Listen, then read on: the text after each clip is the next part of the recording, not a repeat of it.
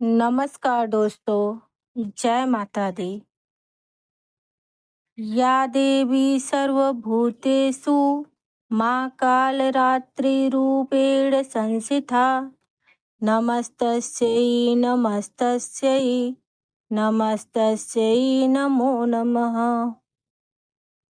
माँ दुर्गा की यह सातवीं शक्ति कालरात्रि के नाम से जानी जाती है, अर्थात जिनके शरीर का रंग घने अंधकार की तरह एकदम काला है।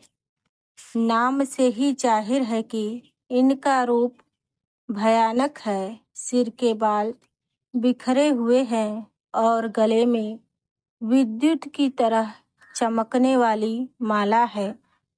अंधकारमय स्थितियों का विनाश करने वाली शक्ति है कालरात्रि।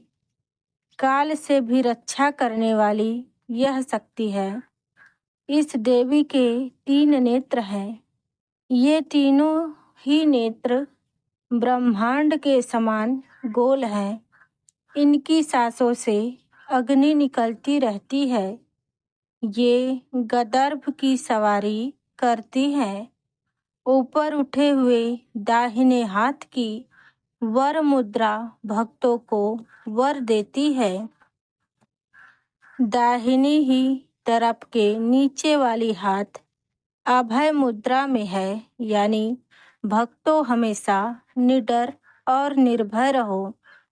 बाई तरफ के ऊपर वाले हाथ में लोहे का कांटा तथा नीचे वाले हाथ में खड्ग है।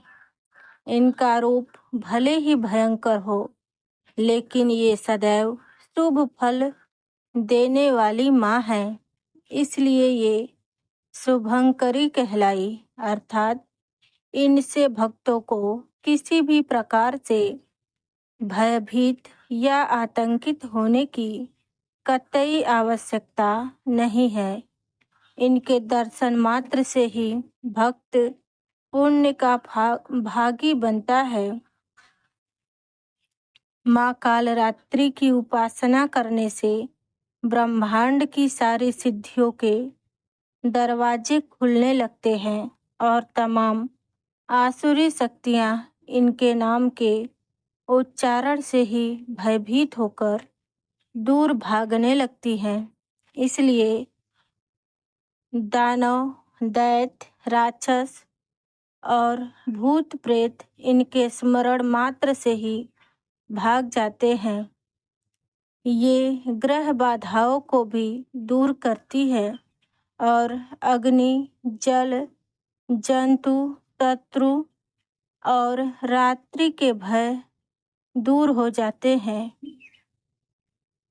माँ कालरात्रि की कृपा से समस्त भय का नाश होता है। अब आइए सुनते हैं माँ कालरात्रि की पौराणिक कथा।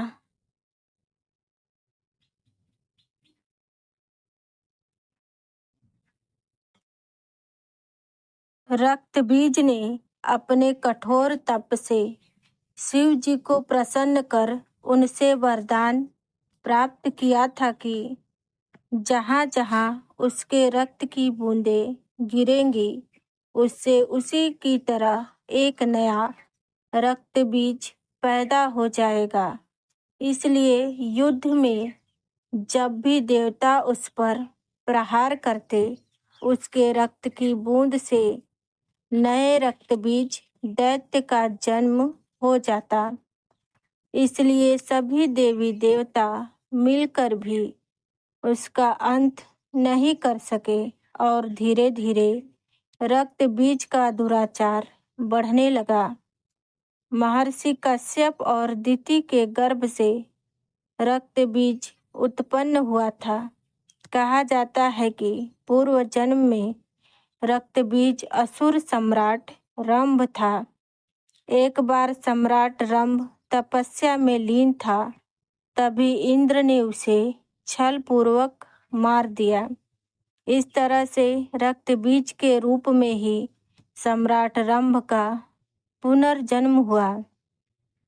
उसने फिर से घोर तपस्या की और वरदान प्राप्त किया। उसके शरीर की एक बूंद भी धरती पर गिरे तो उससे नया रक्त बीज उत्पन्न हो जाए। रक्त का अर्थ लाल या खून से है और बीज का अर्थ जीव से। इस तरह से रक्त बीज का अर्थ है खून से उत्पन्न होने वाला एक नया जीव। धार्मिक मान्यता के अनुसार आज से लाखों वर्ष पूर्व रक्तबीज नाम का दैत्य था जो कि बहुत शक्तिशाली था। रक्तबीज के संहार के लिए माँ दुर्गा का अवतरण हुआ। माँ दुर्गा और रक्तबीज के युद्ध हुआ। माँ दुर्गा जैसे ही उसके अंगों को काटने लगी तो उसके रक्त से नए दैत्य रक्तबीज का जन्म होने लगा। इस तरह से रक्तबीज दैत्य की सेना खड़ी हो गई। आखिर माँ ने देवी चंडिका को आदेश दिया कि जब वह रक्तबीज पर प्रहार करे तो वह उसका रक्त पी जाए। इससे नया रक्तबीज उत्पन्न नहीं होगा। इसके बाद माँ पार्वती ने भद्रकाली का रूप धारण किया। माँ पार्वती के इस रूप को संहार का प्रतीक माना जाता है। इस रूप में माँ की बड़ी बड़ी आंखें, शरीर का रंग काला, लंबी जीभ, आंखों में तेज, गले में मुंडमाला और दैत्यों के कटे हाथ थे। माँ काली के इस रूप को सनातन धर्म में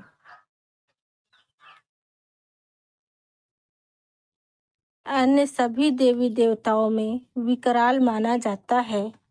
जहाँ जहाँ रक्तबीज का रक्त गिरता माँ उसे पी जाती। इससे नया दैत्य उत्पन्न नहीं हो पाता। कहा जाता है इस अवतार में माँ का रूप बहुत विकराल हो गया था और उन्होंने कई राक्षसों को निगल भी लिया था। इस तरह से माँ दुर्गा ने रक्तबीज का संहार किया। बोलो जय माता दी।